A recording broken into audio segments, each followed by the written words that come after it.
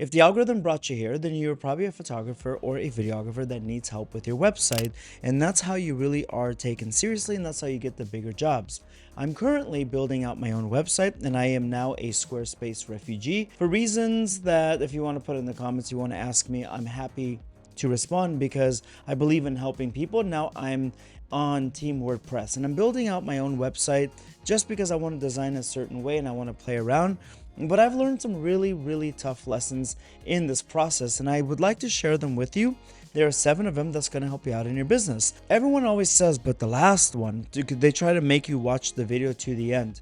But literally on this one, the last one is going to be like, oh my God, like the lesson that I learned, oh my God, I dodged a bullet. So let's go to the first one. The mistake that I made was not backing up my work. Now, I started my career 12, 13, 14 years ago when the internet was just a wee baby and it was still in diapers and learning how to walk. And I took pictures. Thank God I had like a Tumblr and a WordPress and whatever other type of, I may have put some stuff on Flickr, I don't know. But there were some images out there. I didn't have everything backed up and it sucks. So please buy yourself a little hard drive, a little SSD, back things up because you need to back up your whole career. I also want to say that when you have things backed up, you go and you back up that drive every year, every 2 years. That's a tax deduction. Buy yourself a new hard drive and you need it. You deserve it. You deserve not to have the kind of chaos that I've gone through. But as a bonus to point number 1, how have I resurrected images? And it doesn't work in every case, by the way. How have I resurrected images that were really tiny? So I use something Gigapixel's Topaz AI's Gigapixel. Some images it did really well. It made it from like this big to this big. Now I can put it on a website. Some images you're like, that's not even human at all. So you got to play around with it. The more you see someone's face, the higher the chances of it messing up. But you give it a shot, and this is how you resurrect some of your images. So back things up being the first one. Number 2 is screen record it all. Now you may think I want a new website. So one of the things that you got to do is just get your little QuickTime on, screen record. Start at your gallery, gallery 1, top to bottom, gallery 2, top to bottom, and finish out the whole website. Because sometimes you'll look and go, wait a minute, how was that even set up again? Wait, which one of this shoot did I have there? Screen record it, number 2, so you remember what it looks like. And then put all that in your hard drive and then refurbish that hard drive or refresh that hard drive every year or like every 2 years, but don't let it go above 2 years. By the way, there are some hard drives that won't even start anymore.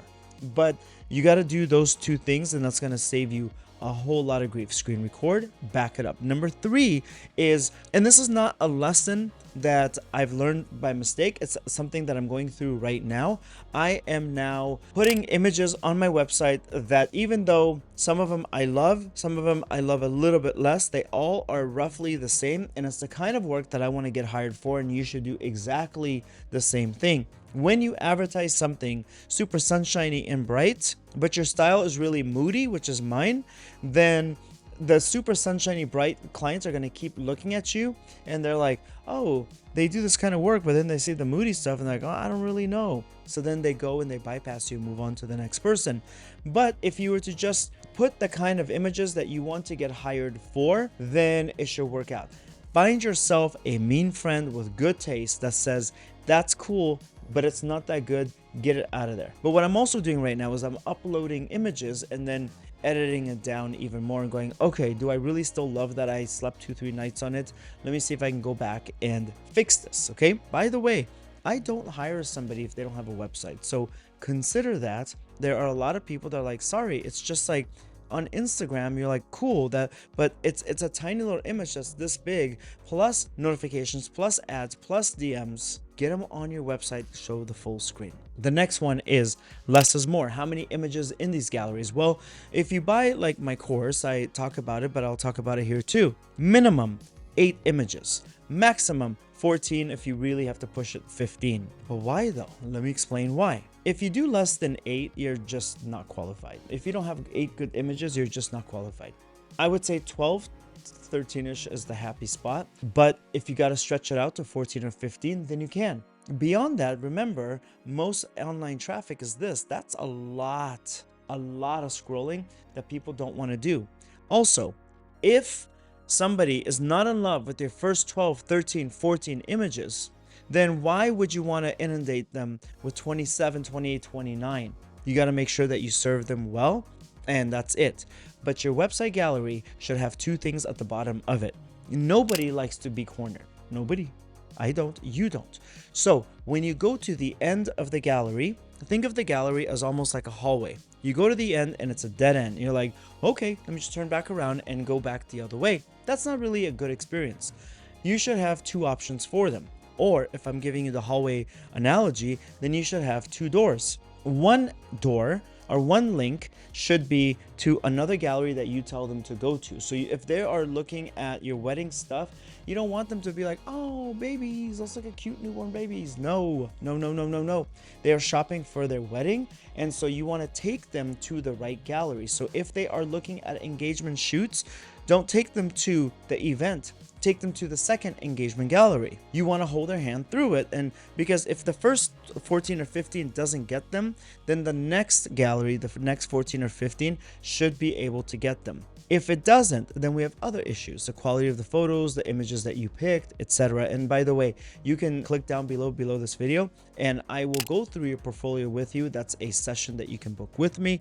Super informative, and you can record it and keep the recording yourself. What's the other door? Remember I said like two doors, you want to have two links. Door number one was going to take you to the next gallery. You're going to tell them which gallery to go to. Door number two is going to take them to the contact about page. Now bookmark that because that is one of our next points. Don't ever make somebody go dead end. What should I do? I guess I'll just go back on Instagram. There should be a button there. If they fell in love with it, take them to the contact page. If they need to see more, take them to the second gallery. The next one that I want to let you know is that, remember I said bookmark the contact page? We had a wedding, by the way. The about page hooked up with the contact page, and they're like, let's have a wedding and let's be one. So think about it. Do you really want to go to someone's about page, find that, read it, and you're like, oh cool, now let me find their contact page? That's just too much work for us now. We're tired. I'm tired. You're tired. The world is rough. Okay, so we're going to combine them together to be one. So when somebody sees at the bottom of the gallery like, this is beautiful work, then they go there. But wait, it's not just like, oh, the two are combined. That's a really simplistic way to think about it, but I'm going to give you like another little edge on it. So nobody gives a about who gave you your camera. No one gives a about your long walks on the beach, or a about your Labrador Retriever. What they want to know is how you are going to help them in their venture, their wedding, and their business and their restaurant, etc. Too many photographers, too many videographers and directors are like, I first picked up my camera when I hold my camera, it makes me feel like my uncle gave me that camera right there, the Hasselblad. No one gives a damn where I got it from. They're like, are you going to shoot me? You're going to make me look beautiful? That's what they really care about. Here's what I would do. I would put a video on your about/contact page. If you're not there yet, then at least do a photo. Don't be artsy and be blurry. They want to see your face. Who is going to greet their guests at their wedding? Who's going to be that close to their newborn baby? Who's going to be showcasing their business? They want to know exactly who you are. I would say do a video. And here's what I would do if I was making a video. So if I was a wedding photographer, this is what I would say on my page. And you're going to see a video of me. And then right below that, by the way, right below that video, you're going to have a form. Oh, what a cool video. Look down. There's a contact page. Info, send. That's it. Okay. So here's what I would say in this video, and you can copy this word for word if you want. I'm just going to do it on the spot. Hey, thank you so much for landing on my page. I think you're here because you saw my galleries and you liked it. So I just want to take a moment and introduce myself to you, and I think video is the best way. You probably want to know how I'm going to be the best choice you've ever made with your wedding. Well, I will tell you, I come from a family that is from mixed cultures. That means mixed religions. That means mixed cultures, mixed heritage, traditions, everything. But what that means for you is I am so well versed in different types of populations, different customs, different traditions.